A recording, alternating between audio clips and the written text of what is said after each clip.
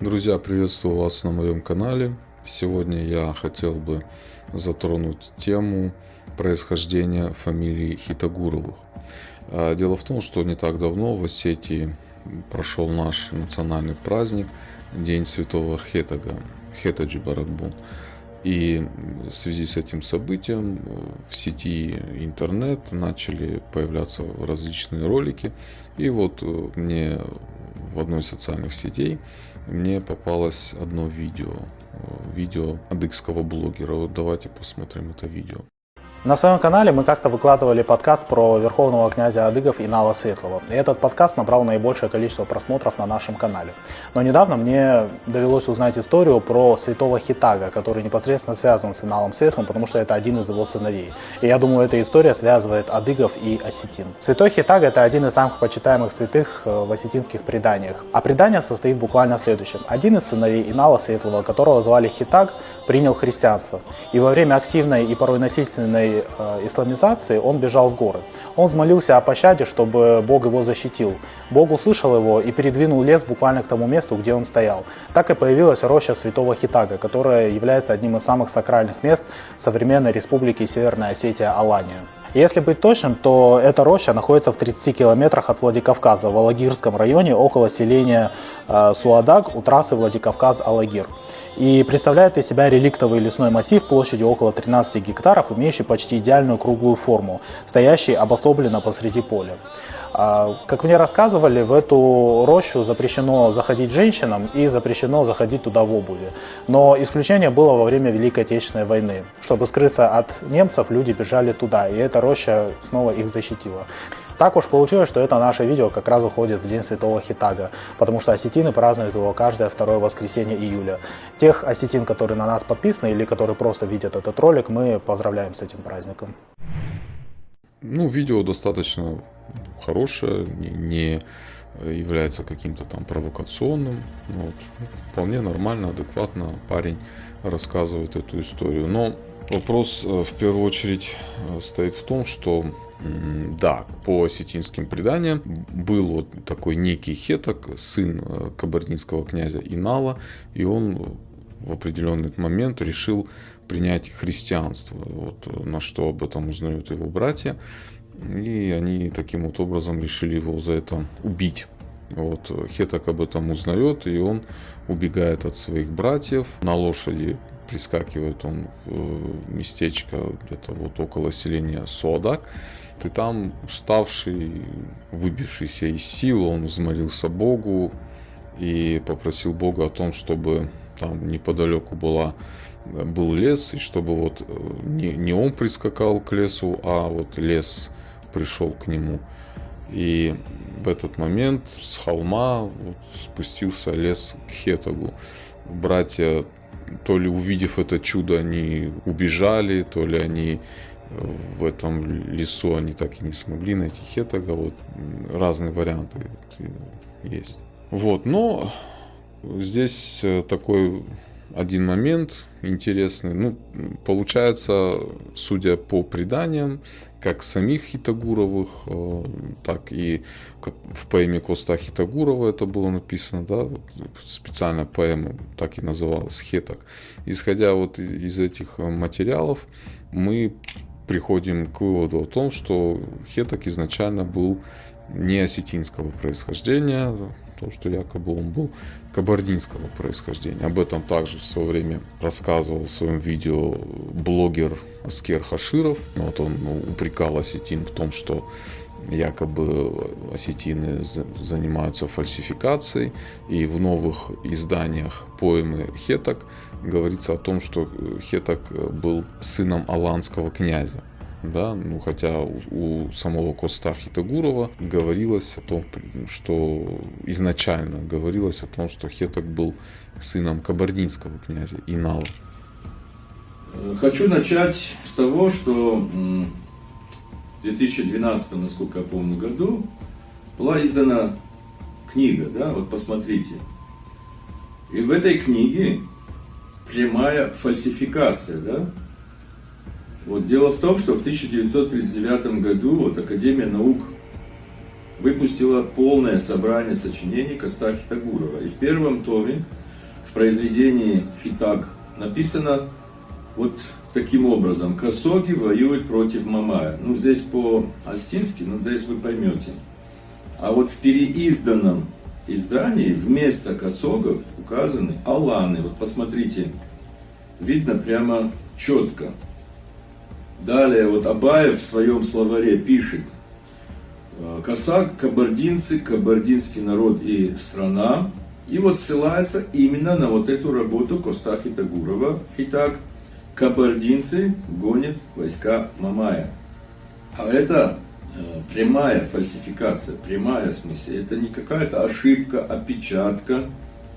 Прямая фальсификация работы Костахи Тагурова. И Костахи Тагуров лишается таким образом от своих адыгских корней. Костахи Тагуров лишается таким образом от своих адыгских корней. Костахи Тагуров лишается таким образом от своих адыгских корней. И князь Инал, адыгский князь Инал, может уже восприниматься как некий аланский, ну, исходя из того, что вот тут написано. И Кубань может оказаться якобы какой-то аланской, и вот это все может вот зернышко породить, да, такое вот. А что это вдруг адыги на нашей Кубани там проживали-то, да? На самом деле адыги проживали у себя. А вот тот, кто фальсифицировал, они, наверное, как-то должны ответить. Дело в том, что на официальном сайте Костахи Тагурова, официальный сайт есть Костахи Тагурова, выложена именно версия, в которой написано «Аланы». А это неприемлемо. Здесь, собственно, вот также хотелось бы непосредственно затронуть самого Костахи Тагурова. Мы знаем, что Костахи Тагуров — это один из величайших представителей нашего народа. Он является родоначальником астинской литературы, и в культуру астинского народа этот человек внес очень большой вклад. Не только в культуру астинского народа, но и в целом в культуру всей России. В честь даже Костахи Тагурова названы улицы не только там в Осетии, но также названы улицы в Ставрополе. Костахи Тагуров в свое время окончил Ставропольскую гимназию, и вот в Ставрополе, я был там, вот в Ставрополе, видел эту улицу, там даже бюст Костахи Тагурова стоит на этой улице. Ну, это, можно сказать, центр города Ставрополя. Также улица Костахи Тагурова названа в Пятигорске, в Тбилиси также есть улица Костахи Тагурова, и также и в Алмате, да, в Казахстане тоже вот удостоились назвать улицу, одну из улиц Алматы в честь Костахи Тагурова. То есть Коста — это был такой, ну, один из ярких представителей фамилии Хитагуровых. Но давайте, собственно, я продолжу то, с чего начал.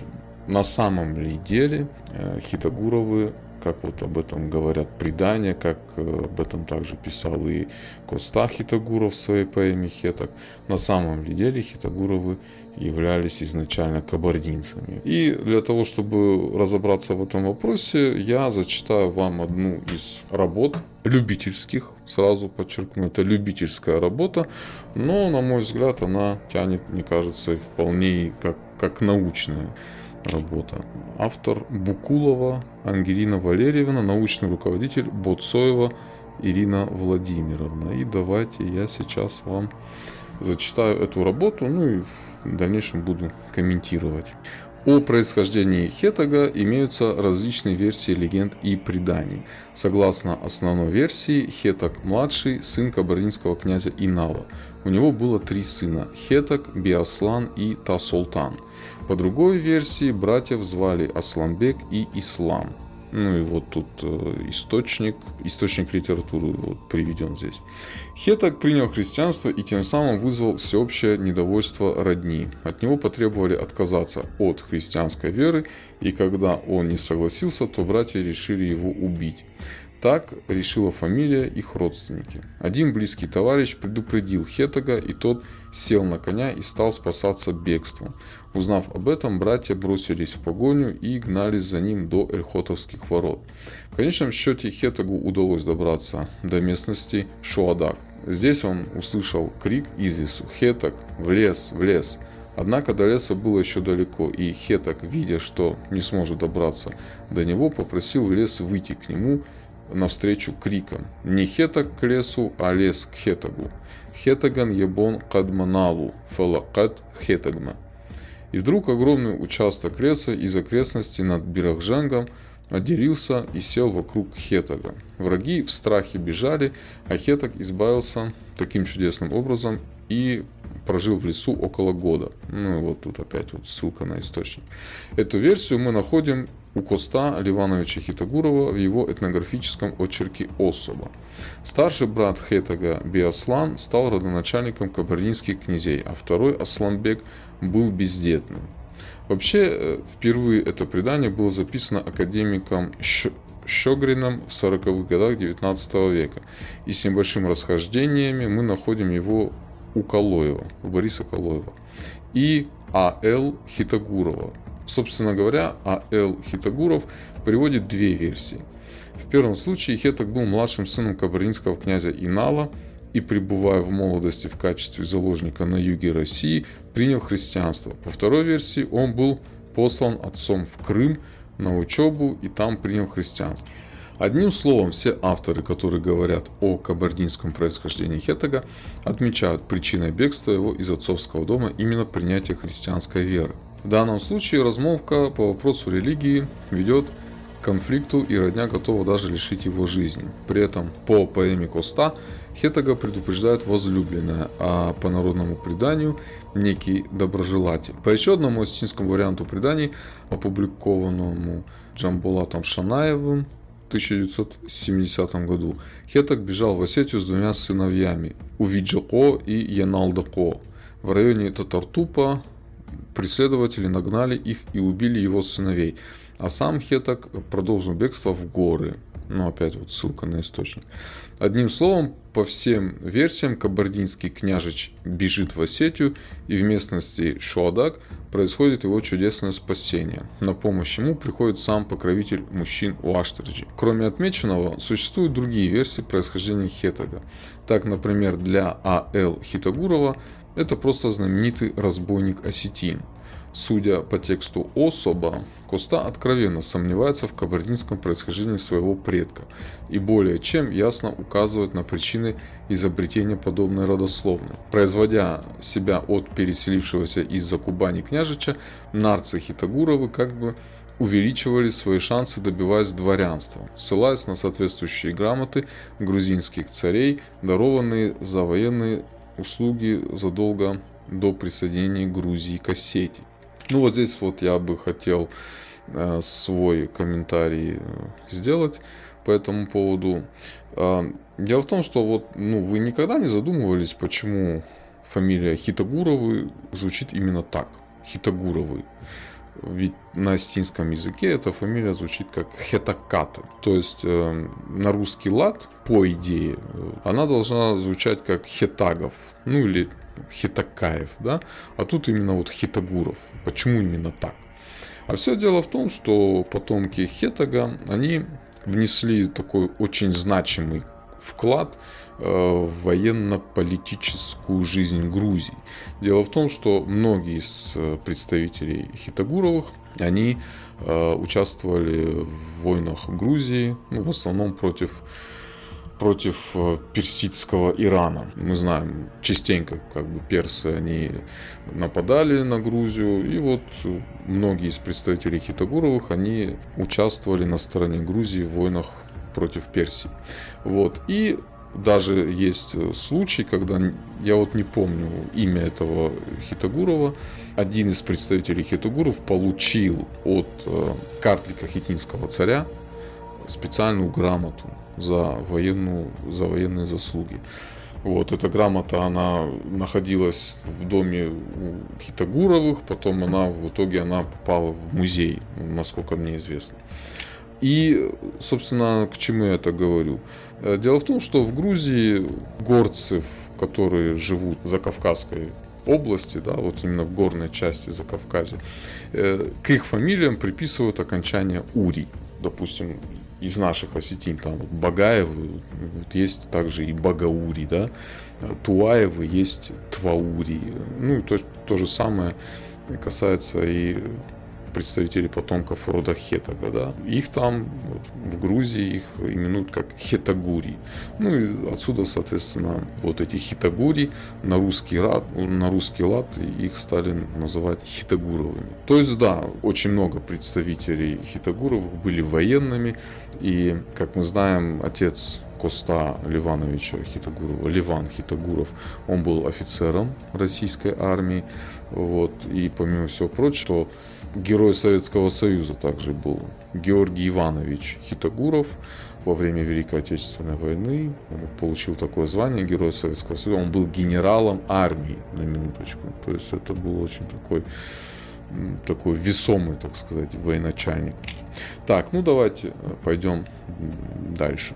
Согласно Юрию Сергеевичу Гаглой, был совершенно другой хетаг, который жил в период правления грузинской царицы Тамары. В то время дагестанцы напали на мохевцев, осетины Дарьяла, и по просьбе Тамары герой со своим нарским отрядом приходит им на помощь. После этих событий царица подарила хетагу ряд сел и закрепила за ним право облагать данью мохевцев. Давайте я нашел вот это место у Юрия Гаглоева, я также хотел бы вам его зачитать. Мне кажется, это тоже очень даже интересно. Давайте вот этот отрывок я зачитаю в одном из трудов Юрия Гаглоева. Из рассматриваемых регионов Восточной Осетии данными письменных источников и фольклора лучше освещена, пожалуй, история Дарьяльского ущелья, что связано, очевидно, с его геостратегическим положением. Ну, как мы знаем, да, Дарьяльское ущелье – это единственный такой природный проход, который связывает Северный Кавказ с Закавказьем. Одним из наиболее ярких фольклорных данных по этому вопросу является грузинское предание об осетинском герое Хетаге. Содержание этого исторического предания вкратце таково. Во времена правления царицы Тамары часто происходили вторжения дагестанских горцев, леков в Грузию с целью захвата добычи. Одно из таких вторжений, наряду с другими районами грузинского царства, захватило и населенное мохевцами Дарьяльское ущелье или Хеви, как называли его грузины. Ну, Хеви это вот именно Тыршиком, да, осетинское. Мохевцы это, соответственно, жители Хеви, то есть осетины. Целью дагестанцев был угон скота и захват пленников. Мохевские, то бишь осетинские воины, находившиеся в крепости Тамары, не узнали своевременно об этом нападении и оказались не готовы к его отражению. Поэтому они немедленно дали знать о случившемся в Казбеги, который был военно-административным центром ущелья, и попросили оказать помощь. На помощь им из Казбеги было направлено большое войско, которым командовал известный в те времена герой Хетаг. Ему удалось успешно отразить нападение дагестанцев. В благодарность за проявленное им геройство царица Тамара предложила Хетагу право владения селами Гарбани и Тоти. Кроме того, Хетагу предоставлялось также право во всех необходимых случаях облагать налогом мохевцев. Хетаг, однако, не счел для себя возможным согласиться господствовать над братским народом, то есть мохевцами. Вместо этого Хетаг попросил царицу, чтобы она издала приказ, согласно которому каждый Новый год из церкви Святой Троицы в Казбеги должны были выноситься все святыни и иконы и переноситься в родовое поместье Хетага, где и должен был молиться народ. Царица согласилась и издала соответствующий указ. Во знаменование этого дня и в настоящее время в доме Хетагов в их родовом поместье находится воздвигнутое для этой цели специальное место ниши. И теперь каждый Новый год народ выносит из церкви Святой Троицы иконы, переносит их к нише Хетагов и поздравляют Хетагов с Новым годом. Собравшиеся на этот праздник люди, стар и млад, славят имя Хетага и его потомкам желают многие лета. Ну и далее вот Юрий Гаглоев пишет. Это предание записано в 1950 году, было опубликовано известным грузинским фольклористом Ха Сихарулидзе в ее работе «Грузинская народная историческая словесность», изданная в Тбилиси в 1961 году. Само предание было записано со слов сказителя Иосифа Афсаджанашвили. По словам сказителя, переданный царицей Тамары роду казбекских хетагов документ, по всей видимости, жалованная грамота, хранился в семье известного охотника Гахуты Хитагури. Гахута Хитагури или Хетаг умер в глубокой старости, после чего эта грамота была передана главе фамилии Николозу Хитагури. Он жив и поныне. Лет ему будет приблизительно 80 или 90. У него эта грамота хранилась до 1932 года. После этого мне уже не приходилось ее видеть. Казбекские потомки Хетага, грузинская Хитагури, судя по имеющимся данным, четко осознавали кровное родство со своими нарскими однофамильцами из рода Хетага. В 60-х годах прошлого столетия один из казбекских хитагури обратился с письмом к известному астинскому поэту Гафезу.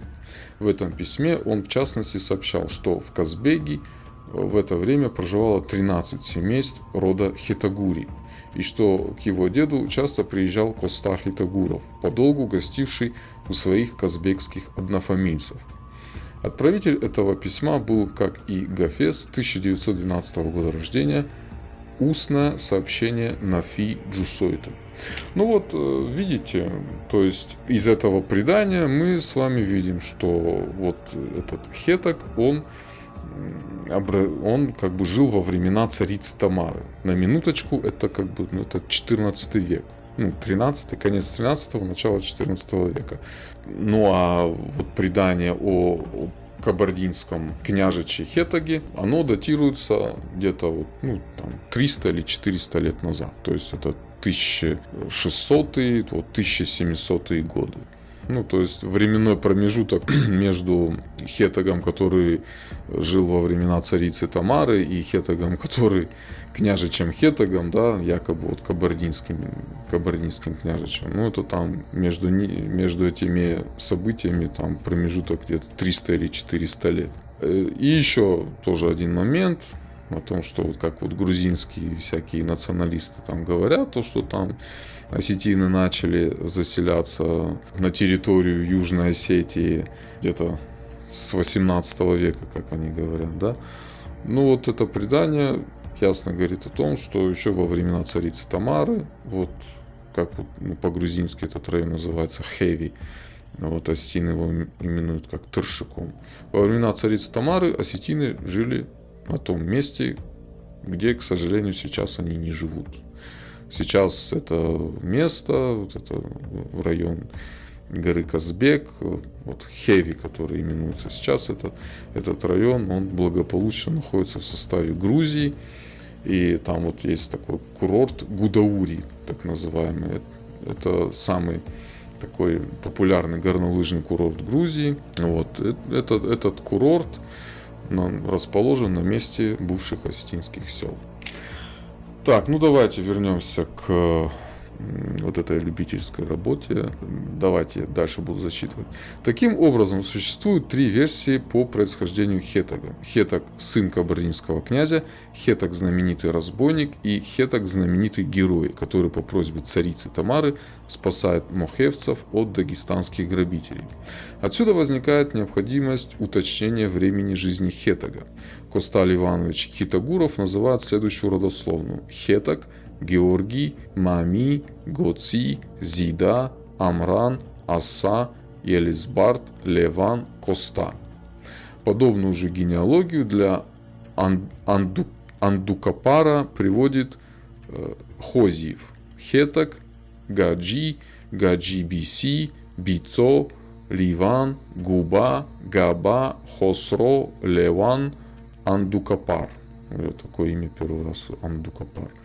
Если взять за срок жизни одного человека от рождения до рождения у него сына, то получается для 10 поколений около 300 лет, и время жизни Хетага следует отнести к концу 16-го, началу 17 веков. Исследованиями известного этнографа Вилена Уарзяти выявлен целый ряд исторически фиксируемых для 16-17 веков личностей, бывших в родстве с князем Иналом, чьи имена вполне могли послужить основой для осетинского наименования нашего героя. Из них наиболее достоверным представляется князь Хатажуко Казыевич, пребывание которого в Осетии не вызывает сомнений. Сторонники кабардинского происхождения Хетага прочерчивают путь его появления и поселения на Нарском утесе. По одной версии, как об этом пишет Коста Хитагуров, он прибыл в Нарскую котловину через Штырховский перевал по Куртатинскому ущелью, так как другой путь по Алагирско-Косарскому ущелью был менее доступен и по природным, и по искусственным преградам. На это, по мнению поэта, указывает и то, что осетины Куртатинского ущелья особенно свято чтут память Хетага. Совершенно по-другому описывает появление Хетага в Туалгоме А.Л. Хитагуров. Наш герой какой-то период пожил в местечке Шоадак, близ рощи. Живя здесь, он делал набеги на Кабарду, угоняя скот и похищая иногда даже детей. Вероятно, эти подвиги заставили организовать охоту на Хетага, и он вынужден был перебраться выше по течению реки Ардон в местечко, называемое Бирахжанг. Вскоре, кстати, вот в Бирахжанге там живут и представители моей фамилии тоже. Жили, по крайней мере. Вскоре обстоятельства в виде нового нажима со стороны врагов заставили его покинуть Бирахжанг и углубиться в Алагирское ущелье до селения Цми, где он прожил тоже некоторое время. Потом перебрался в селение Нар и окончательно устроился на скалистом мысе, образуемом сливающимися здесь двумя реками. Как бы то ни было, но Хетаг оказался в районе Зарамага-Цми. Здесь он сдружился с жителем Зарамага Бигула. Через несколько лет тот выдал за Хетага свою дочь и выделил им земли для поселения в районе Тара. Вот тут тоже имеется ссылка на этот источник. Здесь он обосновался первоначально в Сласе. В дальнейшем, во время охоты, Хетаг убил на Нарском утесе оленя и воспринял это как знамение, которое послужило поводом для строительства дома на этом месте. Там у него родились дети, внуки и правнуки. Его огромное потомство заселило Большой Нар, Гуркумское, Фалакомское и Джинатское ущелье. Заслуживает уточнения и сфера деятельности Хетага в годы жизни в Осетии. Только по информации Геоева, поселившийся в Наре Хетаг запахал землю и вырастил хороший урожай зерна. Это убедило его окончательно осесть в Наре. По основной версии, будучи по происхождению кабардинским княжичем, он не стал утруждать себя занятием сельским хозяйством или каким-то ремеслом, а просто стал промышлять разбоем. При этом по А.Л. Хитагурову мы узнаем, что он похищал детей и продавал их в Тбилиси. На это же указывает Косталь Иванович Хитагуров и сообщает знаменитое предание о полученном совете от старика за 3 невольников. По тексту, рассказанному Джанаевым Коста, Хетаг получил 3 совета за одного невольника. Эти советы таковы. Первое, если в пути тебя застигнет ночь и тебя пригласят в дом на ночлег, то не отказывайся. Второе, если тебя спросят о том, кто лучше, женщина или мужчина, то не ошибись и не похвали вперед мужчины женщину. Третье, если в гневе ты схватишься за кинжал и захочешь кого-либо убить, то удержи своей левой рукой правую. По Коста Хитагурову, именно благодаря последнему совету Хетаг не убил собственного сына. В непосредственной связи с этими советами мы узнаем о том, что Хетаг княжич был работорговцем и грабителем. На это указывают и другие авторы. Совершенно другим видится Хетаг герой, который жил в XII-XIII веках во времена правления царицы Тамары. О сфере его трудовой деятельности ничего не известно, но по тексту можно предполагать, что он был обычным горцем Туалгома и занимался, как и все, скотоводством и земледелием. После же разгрома дагестанских разбойников он мог уже жить на получаемую дань от подчиненного ему населения. Таким образом, подводя итог по первой главе, можно отметить существование 3 основных версий происхождения рассматриваемого образа. согласно которым Хетаг княжич, Хетаг разбойник и Хетаг герой. Причиной появления Хетага княжича является принятие им христианства и угроза убийства его родственниками-мусульманами. В районе местности Шуадаг беглеца чудесным образом спасает Уаштырджи. В дальнейшем Хетаг, поменяв несколько раз место проживания, в конце концов оседает в Наре и промышляет разбоем и работорговлей. Что касается Хетага-героя, то он был изначально нарцем и вел мирный образ жизни. После успешной боевой операции по просьбе царицы Тамары ему передает в подчинение значительное количество сел. Разница между временем жизни Хетага княжича и Хетага героя получается не менее 400 лет, что позволяет говорить о совершенно разных личностях. Вторая глава. Род Хетага. Поселившись на Нарском утесе, Хетаг прожил несколько лет со своей супругой, но у них не было детей. Дочь Бигула вскоре умерла, и согласно текстам преданий, Хетаг женился на дочери грузинского царя. Она родила ему сына Георгия. По А.Л. Хитагурову у Хетага было два сына – Георгий и Гаджи. От них произошли две линии рода Хетага с множеством разветвлений каждая. Коста занимает место в линии Георгия, и по прадеду своему он Хитагуров Асаев. Сам Андукапар происходит от Хетага по линии Гаджи, и по прадеду члены этой ветви Хитагуровы Губаевы. Коста Иванович Хитагуров по генеалогии является потомком правнука Хетага, прославленного героя-единоборца Го-Ци, возглавившего в свое время войско Туалкома, ушедшее на помощь Грузии. Подвиги его описаны в книге Давида Хитагурова Го-Ци. Герой был небольшого роста. Он сразил в единоборстве персидского великана и получил от грузинского царя соответствующей надписью и грамотой серебряную чашу. Ну да, вот помните, я изначально говорил то, что грузинский царь, он одному из представителей Хитагуровых вручил грамоту. Ну вот это вот как раз, я просто забыл имя этого Хитагурова, это вот был как раз Го-Ци. Потомство Хетага расселялось вокруг Нарского утеса и к 1900 году уже заселило небольшие села вокруг Нара и в Гуркумском, Джинатском, Фалакомском и Цмийском ущельях. Таких сел в общей сложности было 33 села. Так, например, часть поляны Пота, Слаз и Засых, да еще Джинатское ущелье, а позднее и Цми, населяли потомки Гаджи, Цуци и Губа. В дальнейшем они переселились в Ставрополье, Южную Осетию и Грузию. Ну, в Ставрополье это имеется в виду селение Лаба. На сегодняшний день оно относится к Карачаево-Черкесии, ну а так это вплоть до недавнего времени это селение Лаба, или как его еще называют, Коста Хитагурова. Это село, оно было в Ставропольской губернии тогда, там Ставропольская губерния, потом в советское время Ставропольский край населяли. Ну, потом уже, по-моему, в 90-е или в конце 80-х это село отнесли к Карачаево-Черкесии. В дальнейшем они переселились в Ставрополье, в Южную Осетию и Грузию. Согласно А.Л. Хитагурову и Хозиеву, Гаджи был младшим сыном Хетага, и у него был только один брат Георгий. Это подтверждается и генеалогической таблицей Бурнацева. Однако это не единственное несоответствие в тех узах родства, которые называют разные авторы. Согласно документу, опубликованному в газете «Иверия» за 1980 год о селении Кульбити, место этого селения было пожаловано Давидом Строителем, предком фамилии Окропиридзевых, Чочишвилевых, которые переселились из Осетии.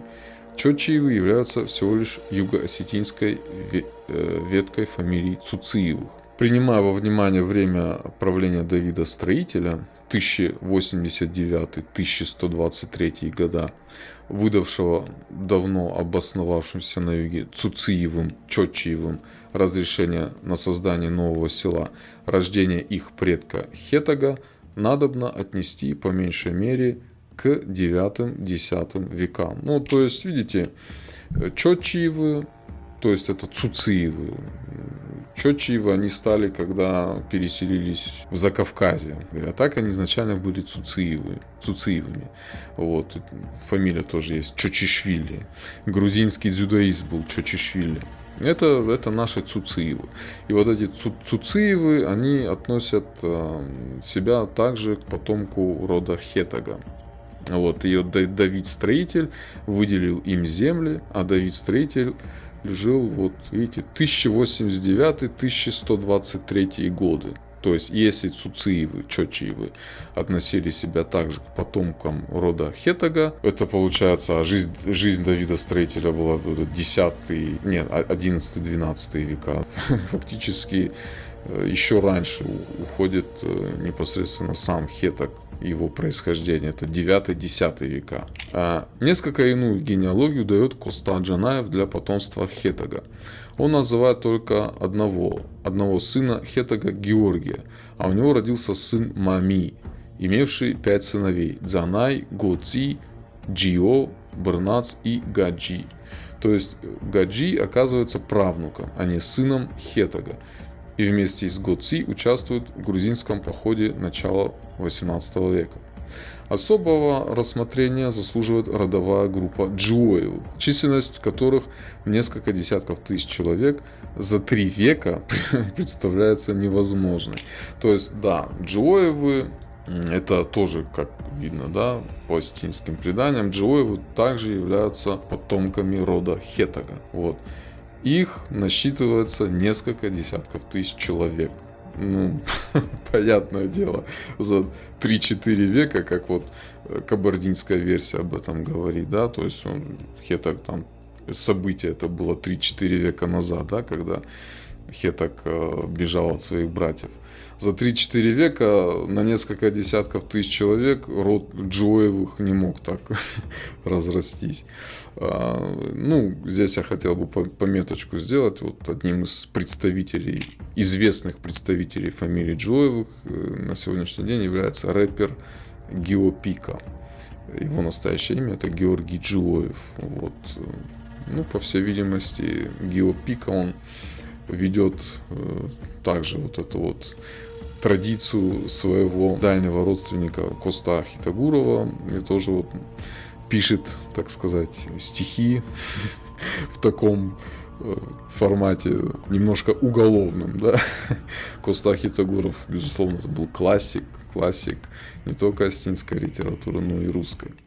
А есть под Оренбургом фонтанчик с черным дельфином, и в жизни видеть лишь раз его доводилось. Вот если говорить про протест, и вот это у нас есть очень хороший пример, Коста Ливанович Хитагуров.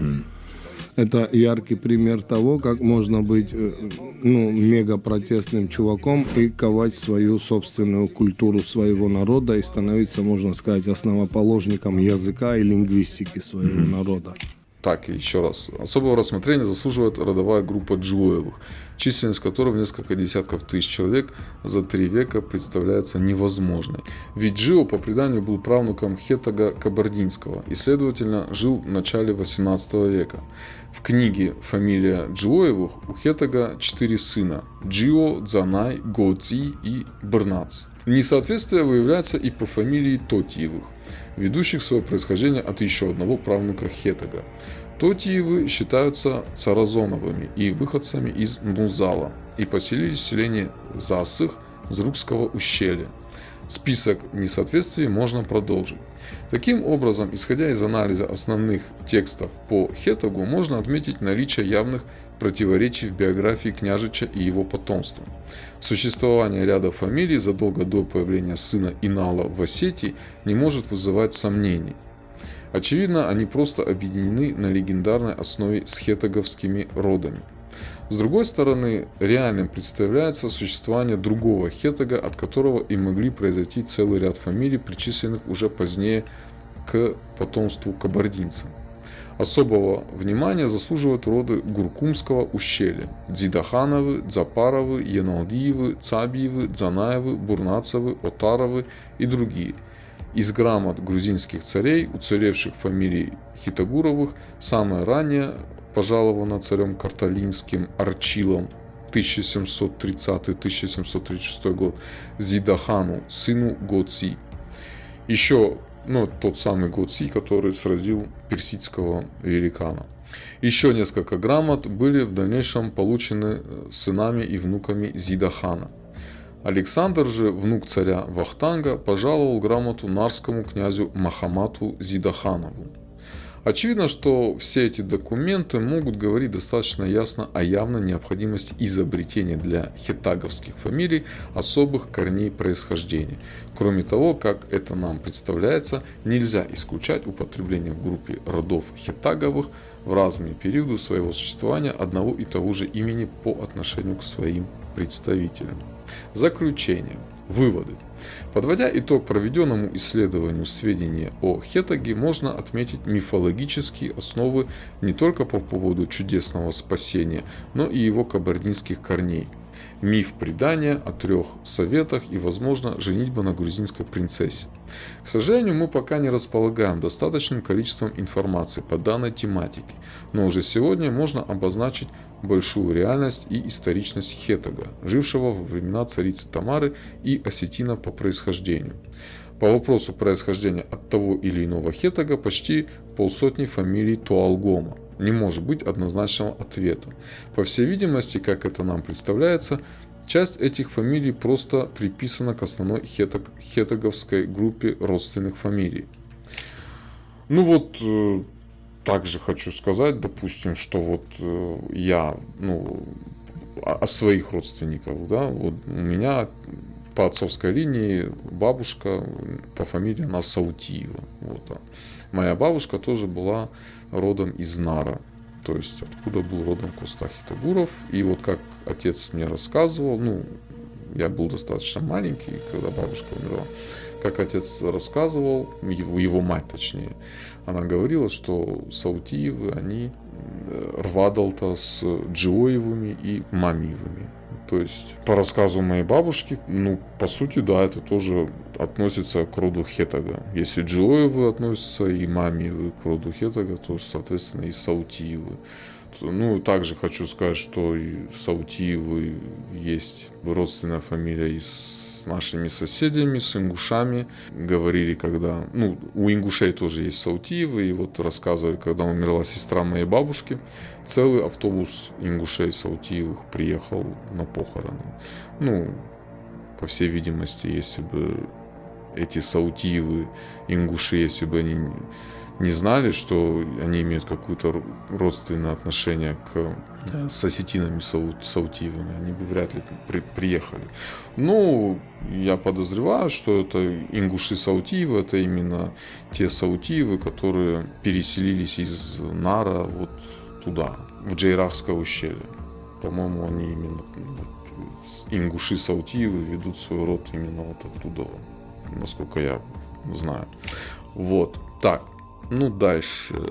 К легенде же о хеттаге княжиче правильнее будет все-таки относиться как к мифу, созданному определенными кругами населения Туалгома. Лучше всего об этом пишет сам Косталь Иванович Хитагуров в своем «Особо». Предпочтение сильного и богатого слабому и бедному, конечно, должно было здесь, в Наре, создать ту рознь, которую многие приписывают чужеземному происхождению, настаивая на том, что влиятельные осетины происходят от разных инородных султанов, шахов, беков, ханов, принцев, князей и так далее. Да, то есть я тоже склонен к такому мнению, что это происхождение от кабардинских князей, это просто-навсего является байкой. То есть Хитагуровы, они достаточно весомый сделали вклад в военно-политическую жизнь Грузии. Многие из представителей Хитагуровых воевали на стороне Грузии, получали грамоты от грузинских царей за их доблесть. И они чтобы, так сказать, утвердиться перед своими односельчанами-нарцами, они придумали такую легенду, типа мы не просто ваши односельчане, а мы ого-го, мы из равнины, из рода кабардинских князей, так что знаете, по соседству с кем вы живете. Поэтому я думаю, это просто не более чем байка и все. Нельзя не отметить и конкретного несоответствия во времени рождения и последовательности конкретных представителей потомков Хетага. Это заставляет предполагать несколько хетагов. Из них наиболее реальными представляются фиксированные исторические представители хетагуровых по грузинским документам. Таким образом, мы имеем хетага легендарного и исторического. Народная фантазия тесно переплела сведения о них, но есть реальная этнокультурная традиция, история родов, интересы которых требовали связать их прошлое и настоящее через легенды и предания, древний миф. Такими же героями, очевидно, были родоначальники других осетинских родов – Оз-Багатор, Бадила, Курта, Тага и другие. Наконец, важным является та роль, которую образ Хетага сыграл в жизни родов, связавших с ним свои истоки и место, которое он занимает в традиционной этнокультуре осетин. Я не знаю, честно говоря, не совсем знаю, что там по Оз-Багатору, там, что тоже и народное какое-то свое происхождение имеет легенда этого героя. И, честно, не знаю, по Оз-Багатору неужели тоже какая-то инородная версия происхождения имеется этого героя. По поводу Курта и Тага, да, знаю, то есть по народным осетинским легендам якобы были Курта и Тага, которые были выходцами якобы из Армении, и они из Армении переселились в куртатинское и тагаурское общество и таким образом обосновались среди местных, да, то есть, опять-таки это все байка. Как я это понимаю, в те времена, в средневековье, осетины что-то слышали об Армении, и им казалось, что Армения какая-то далекая страна, что она все не прекрасно, все хорошо и так далее. И они просто придумали, чтобы как-то выделяться среди местных, они придумали, что мы не просто мы тут с вами живем здесь, а мы... Ого-го, мы из самой Армении к вам пришли, понимаете? И то же самое и по дигорским бадилятам. По народным дигорским преданиям был некто Бадила, да, он якобы являлся выходцем из Маджар. Маджар – это город в Ставропольском крае, нынешний Буденновск. Это был Золотоордынский город. И этот Бадила, он каким-то образом из Буденновска, да, из Маджар, он оказался в Дигорском ущелье. Чтобы вы понимали, это предание описывает 13-14 век. И этот Бадила, он с собой принес ружье. И он как-то выстрелил из ружья. Дигорцы это увидели, но они ружья не видели. Это я же говорю, это 13-14 век. Огнестрельного оружия очень редкое было. Они увидели это ружье и подумали, что, к ним сам Уассила к ним, спустился с неба. И этого Бадила наделили полной властью. Происхождение фамилии Бадилят, они ведут именно от этого Бадила. Бадила, само имя это Бадга Елья, да, то есть связывают его именно с Уассила. Тоже, по всей видимости, может быть, это легенда про этих Бадилят, да. Может быть, на самом деле, считается, что именно Бадилята, они на самом деле являлись по своему происхождению золотоордынцами. То есть они не имели местного дигорского происхождения, а именно были золотоордынцами. Так что такая история. По всей видимости, на самом деле никакие кабардинские князья не участвовали в родословной Хитагуровых.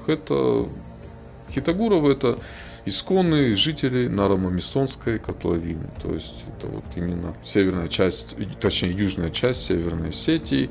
И они также жили и на территории Южной Осетии. Поэтому они испокон веков жили на этой территории, по соседству с Грузией, участвовали разные представители этого рода участвовали в жизни грузинского, в военно-политической жизни грузинского народа. Здесь вот кабардинская версия, на мой взгляд, это вот не более чем байка.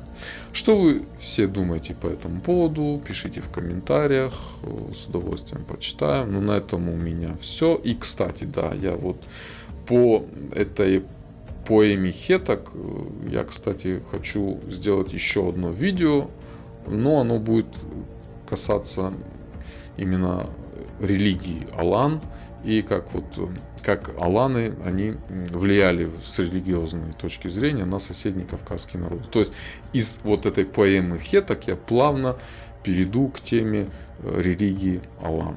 Ну а на этом у меня все. Всем спасибо за просмотр. До новых встреч.